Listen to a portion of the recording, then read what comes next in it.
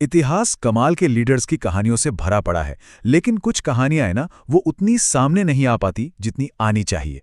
तो आज हम एक ऐसी ही रानी की कहानी में उतरेंगे जिनकी बहादुरी और रणनीति ने इतिहास का रुख ही मोड़ दिया था। अच्छा, एक सवाल है।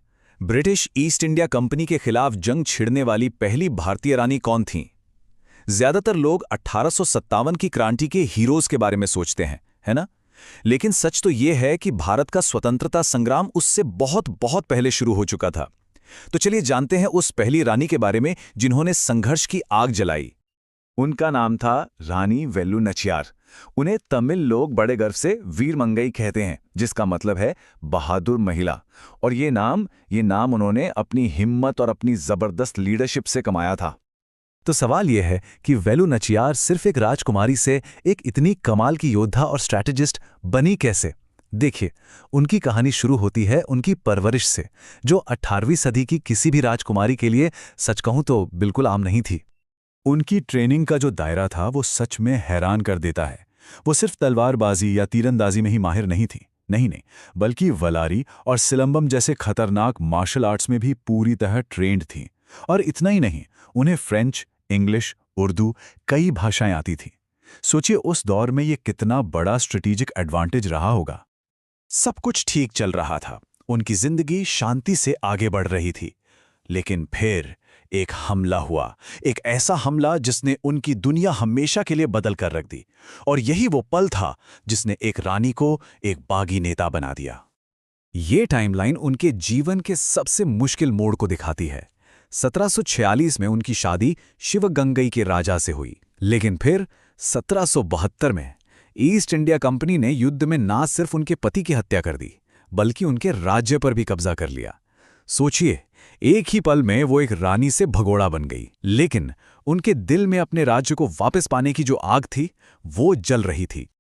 लेकिन उनका वहां से निकलना हार मानना नहीं था, बिल्कुल नहीं, बल्कि ये एक बहुत लंबी और सोची समझी रणनीति की शुरुआत थी, बदला लेने और अपने राज्य को फिर से हासिल करने की। 8 साल, ये सिर्फ एक नंबर नहीं है, ये उनके सब्र और उनकी दूर की सोच का सबूत है। इन 8 सालों में उन्होंने हैदर अली की पनाह में सिर्फ शरण ही नहीं ली, बल्कि चुपचाप अपनी एक सेना खड़ी की, नए दोस्त, नए सहयोगी बनाए और हमले के लिए सही मौके का इंतजार करती रहीं। ये जो खत है ना, ये उनकी शानदार रणनीतिक सोच का सबूत है।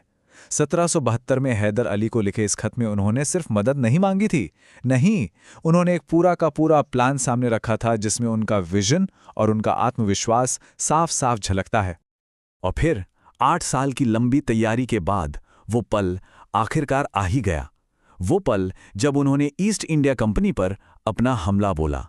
ये सिर्फ एक लड़ाई नहीं थी, ये उनके इरादे और उनकी सालों की प्लानिंग का असली इम्तिहान था। और फिर साल 1780 में वो इंतजार खत्म हुआ। वेलु नचियार ने अपनी सेना के साथ अंग्रेजों के खिलाफ जंग का ऐलान कर दिया। ये उनके 8 साल के सब्र, प्लानिंग और दृढ़ संकल्प का नतीजा था, जो अब सामने आने वाला था। और नतीजा क्या हुआ? वो कामयाब रहीं। उन्होंने अपना राज्य शिवगंगई वापस जीत लिया, और ऐसा करने वाली वो पहली भारतीय रानी थीं जिन्होंने ईस्ट इंडिया कंपनी के जबड़े से अपना राज्य वापस छीना।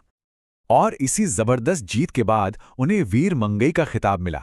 ये सिर्फ एक नाम नहीं था, ये उनकी पहचान बन गया। ये उस बहादुर महिला को एक सम्मान था जिसने एक पूरे साम्राज्य को चुनौती दी और जीत कर दिखाया। और हाँ, उनकी जीत कोई बस एक पल की कामयाबी नहीं थी। उन्होंने अगले 10 सालों तक शिवगंगई पर कामयाबी से हुकूमत की। इससे यह साबित हो गया कि वो जितनी बहादुर योद्धा थीं, उतने ही काबिल शासक भी थीं।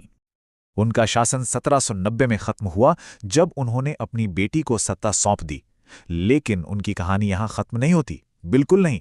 उनकी विरासत आज भी जिंदा है और लोगों को हिम्मत देती है। आज भी वेलु नचियार का नाम पीढ़ियों को प्रेरित करता है, चाहे वो 2008 में भारत सरकार का जारी किया हुआ डाक टिकट हो, या उनकी कहानी पर बने शानदार डांस ड्रामा, या फिर 2016 का वो हिप हॉप गाना जो उनकी बहादुरी को सलाम करता है। उनकी विरासत आज भी हमारे बीच जिंदा है। रानी वेलु नचियार की कहानी सिर्फ एक इंसान की कहानी नहीं है। यह हमें याद दिलाती है कि इतिहास के पन्नों में न जाने कितनी ही ऐसी हीरो दबे हुए हैं जिनके बारे में हम जानते तक नहीं। और यह हमें सोचने पर मजबूर करती है कि साहस की और कितनी कहानियां हैं जो बस इस इंतजार में हैं कि कोई उन्हें दुनिया के सामने